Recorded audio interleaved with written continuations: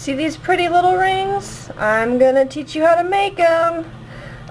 This is quite a complex ring to make. I would highly suggest that you begin with the wire-wrapped rosette ring and the button ring, both of which I have as tutorials available on my YouTube channel or on my blog.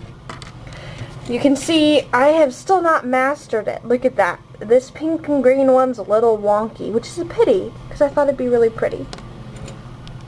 To begin with, you'll need a bead and about 10 or 12 inches of wire. I am using a copper wire. Copper wire is pretty soft and easy to handle, and you want easy to handle for this. Next, you're going to slide the bead onto the wire to about the middle. I don't have a ring mandrel, so I'm going to use this marker. Using the marker makes it much more difficult because a real ring mandrel has a little groove in which to set the bead and hold it steady. Here you gotta kind of do it with your finger. As you can see, I've set my bead on the marker and I have to hold it really snug here, and inevitably it's going to slip all over the place like some soap. I like soap, but not when it's with beads. Here we go. Now, you're just going to have to hold it tight. Like I said, I'm not an expert at this. Okay, and you're going to wrap it around in the back. You can see what I'm doing here. So you're going to wrap it. Be sure to keep the top bit of wire at top and the back at back. Pull it around nice and snug there, okay? Here you can see at the back the two strands of wire are close together, and you want to keep it nice and snug and close together just like that.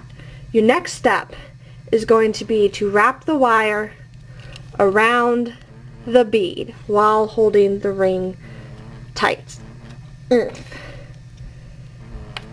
is going to take a lot of practice if you're like me. Now maybe you're going to be a little genius, a little prodigy at doing this, and you'll get it your first time, in which case I applaud you, and I'd love it if you could send me an email and teach me all of your tips and tricks.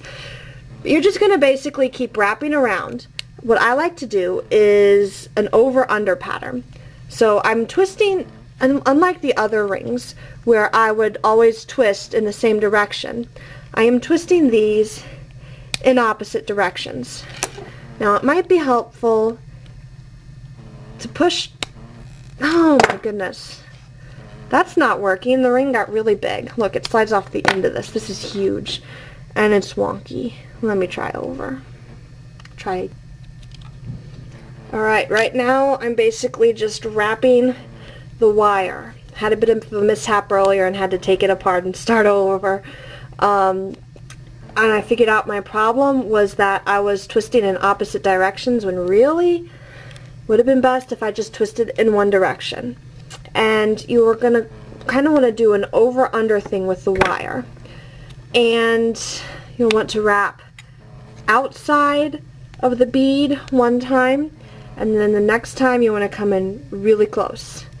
And you just keep doing that until you get however big you're wanting. And you're going to slide the ring off the marker. And here you can see in the midst of doing all this wire wrapping, I had some difficulties keeping my back wires together. What I'm going to do is try to correct that as I'm wrapping the edges. This is just like the rosette and button rings. I'm just going to wrap the edges. But I am keeping my thumb pressed firmly over the bead and the wire wrapping, because otherwise it is really likely to get loose. So since the ring is slightly larger than I wanted it to be on account of the fact that I wasn't able to hold the wire close enough together as I was wrapping around the marker, I am going to wrap around 5 or 6 times here around the band so that it shrinks and I can wear it. Or I could just wear it on my thumb, but yeah, I don't like rings on my thumb. Okay. Once you've gone around enough times, trim the end of the wire. Come around to the other side and do the same thing. This is just like the other ring tutorials. You really want to keep the band wires together, and you do not want to flip them. You don't want them to the top to be on the bottom at some point because it will make the ring quite uncomfortable and much less professional looking. Although I don't know if you can really call this professional looking after you've seen how much difficulty I've been having with it, but this is a little more complicated and I'm still learning, but I've got my video camera out and I thought I'd do a tutorial for what it's worth. So, here we go. Not quite finished yet. I'm going to take the edges here with my flat nose pliers and flatten. There we go. Also going to come around here to the other side and do the same thing. I'm going to flatten the wires. Now it appears that I have managed to flip my wires. So what I'm going to do is take this bit, and you can see what I just did. I just twisted it. This is going to require a bit of extra trimming on the wire tip. Then I just take my marker back, slide the ring on, get it back in shape. You can if you want, and I forgot to mention this earlier, you can kind of hammer it, harden it a little bit, just like this, or if you have a hammer.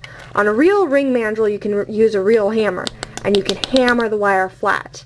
But if you're having difficulties getting it to stay in place, you can kind of hammer it like that.